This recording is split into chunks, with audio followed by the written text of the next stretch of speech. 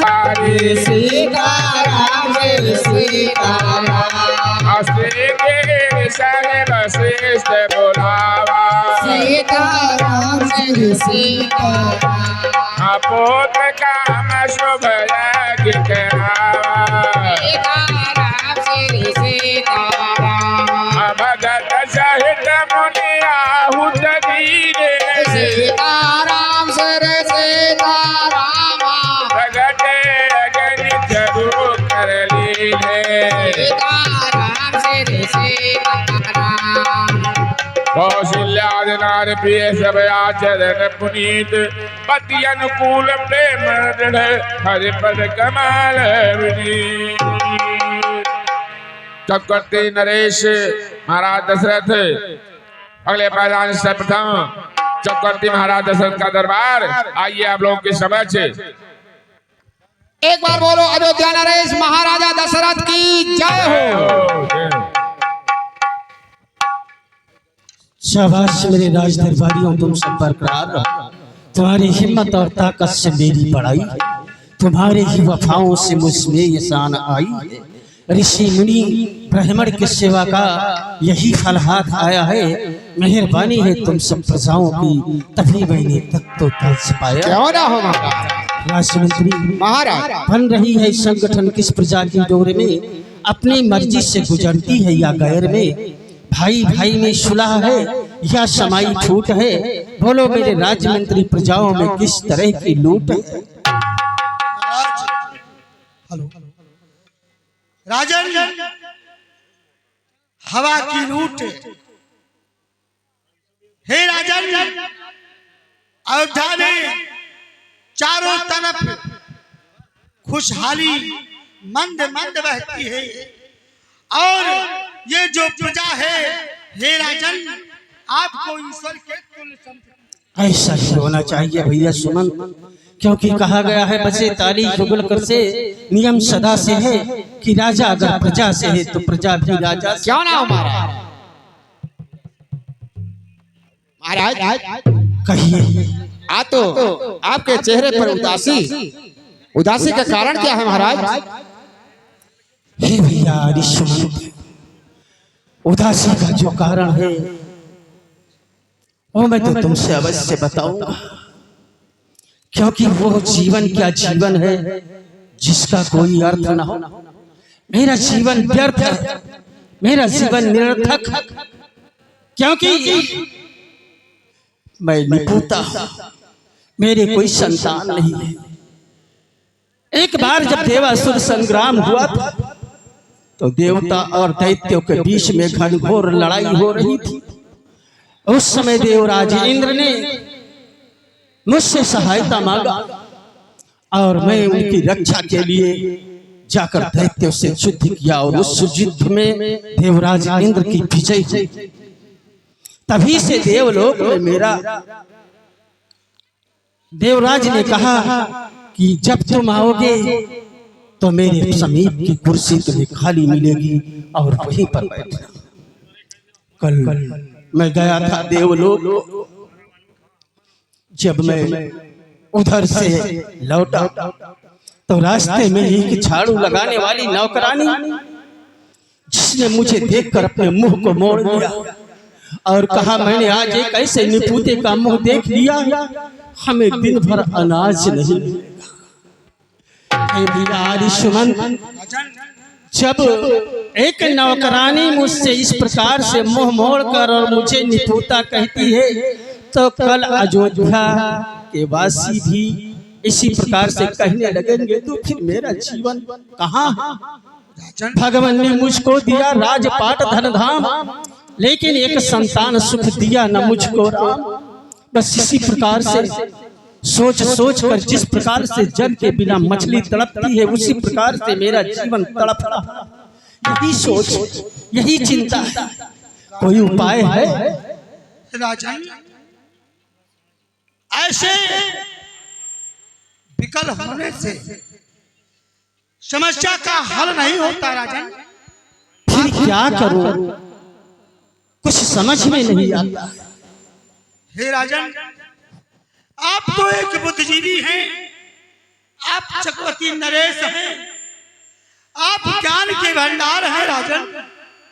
ऐसी विकलता आप दिखाएंगे तो राजन ये ठीक नहीं है। हाँ उपाय है। कौन उपाय है बताओ तो। राजन संसार में कहा गया है कि गुरु ही ब्रह्म है, गुरु ही विष्णु है और गुरु ही महेश है। सच कहते हो भैया, हे राजन ये बात तुम्हारी सत्य है।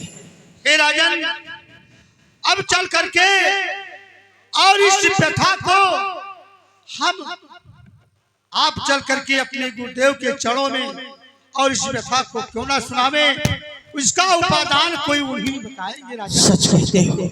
वेद भी कहता है गुरु ब्रह्मा गुरु विष्णु गुरुदेव महेश्वरा गुरु साक्षात परब्रह्म तस्मै श्री गुरुवे नमः। तीन लोक 14 भुवन गुरु से बड़ा न कोई, कर्ता करे करी ना सके गुरु करे सही होए। चलो हम गुरु आश्रम तक चलते हैं और उनसे विनती करते हैं, शायद मेरे संकट का समाधान हो जाए। गुरु ग्रह गया तुरंत महिपाला, गुरु ग्रह गया तुरंत महिपाला, सीतारा तेरी सीता।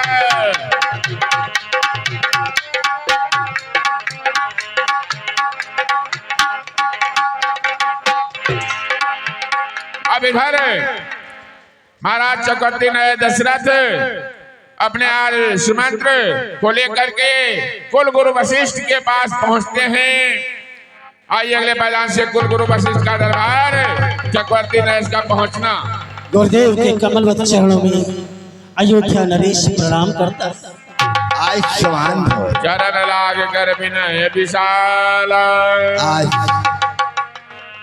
आज मैं क्या देख रहा हूँ अवधेश, तुम कभी मेरे आश्रम में आते थे तो तुम्हारा ये मुख कमल की भांति खिला रहता था, लेकिन आज तुम्हारे आने पर जैसे मालूम हो रहा है कि तुम भीतर ही भीतर कोई बहुत बड़ी ग्लानि पैदा हो रही है तुम्हारे अंदर, लेकिन तुम बाहर प्रकट नहीं कर सकते। दुख सुख सब गोरा ही सुनायो। संसार में इंसान के लिए क्या जरूरी है और उसको पाने के लिए किसके पास क्या मजबूरी है, आप तो सब कुछ जानने वाले हैं। और अगर आपने आदेश दिया है कि अपने दुख सुख को बताओ तो ध्यान देकर सुनिए गुरुदेव। हाँ बताइए। अरे कर चुका विवाह 3 मुनिवर, फल उसका अब तक मिला नहीं है, चौथापन आने वाला हथ कमल अभी तक खिला नहीं।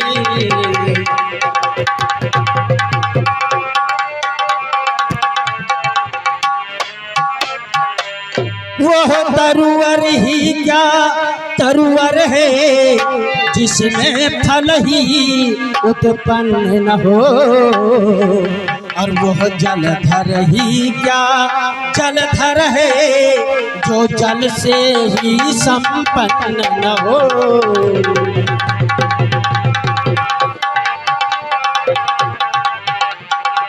हे गुरुदेव, कम से कम एक पुत्र ही हो जिससे रघुवंश चले अपना, और जो पुरखों को तर्पण कर दे आगे कुल वंश चले अपना।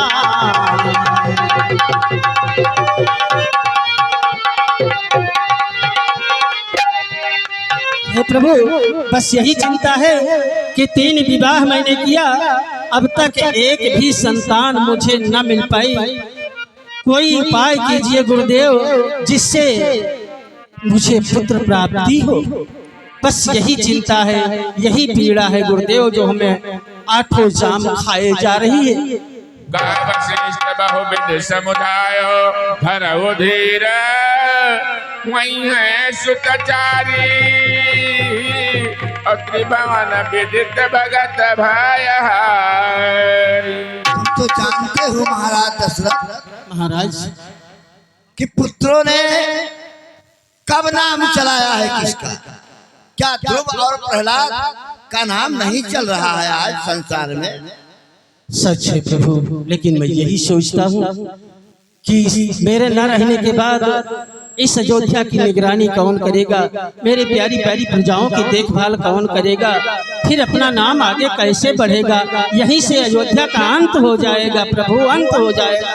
महाराज दशरथ, मैं अपने दिव्य दृष्टि से देख रहा हूँ कि तुम्हारे मस्तक रेखा में तुम्हारे अंश से पुत्र प्राप्ति तो लिखी ही नहीं है, किंतु तो फिर मैं क्या करूँ? क्या निपोता ही रह जाऊँ? अगर तुम इस तरह से आए हो तो एक शिष्य भी पुत्र के समान होता है। हम इसका शंका समाधान जरूर करेंगे। हे महाराज दशरथ, अगर तुम्हें यही चाहिए, इसी के लिए तुम वियोग कर रहे हो कि मैं पुत्रहीन हूँ, मेरे कोई वंशज नहीं है, तो ठीक है, तुम अपने दिल के अंदर धैर्य धारण करो। मैं वशिष्ठ ये तुम्हें वचन देता हूँ कि तुम्हें एक नहीं, दो नहीं, तीन नहीं, बल्कि मैं 4 पुत्रों वाला पिता बना दूंगा। 4 धन्य है प्रभु, धन्य है। लेकिन इसके लिए तुम्हें कुछ करना होगा। यहाँ से कुछ दूर पर पटना निवासी रोमपाल जी के यहाँ विभांडव ऋषि के पुत्र श्री श्रीगी ऋषि जी ठहरे हुए हैं। उन्हें किसी चतुर दूत को भेज करके यहाँ बुलाया जाए और मनोरमा घाट पर यज्ञ की तैयारी कराई जाए। गुरुदेव, किसी कार्य को करने के लिए और फिर वो जरूरी कार्य हो तो दूत नहीं, स्वयं हम चले जाएं। हाँ, ये तो मैं कहना चाहता था महाराज, लेकिन तुम्हारे दुख को देख करके मैंने केवल दूत पर ही निर्भर कर दिया। सच है कि कोई कार्य करना होता है तो स्वयं जाना चाहिए और मना करके लाना चाहिए। हाँ, जाओ, मेरा आदेश है गुरुदेव कि आप जाएं और श्री ऋषि जी को मना करके यहाँ तक लाएं। जैसी आपकी आज्ञा।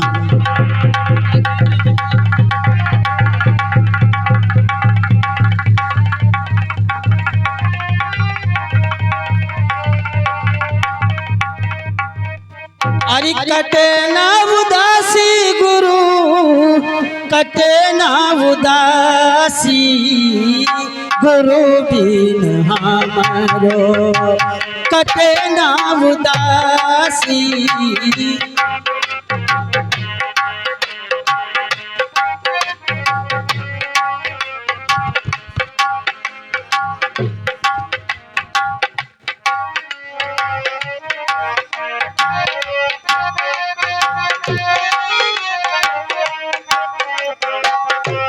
गुरुदेव के चरणों में अयोध्या नरेश प्रणाम करता।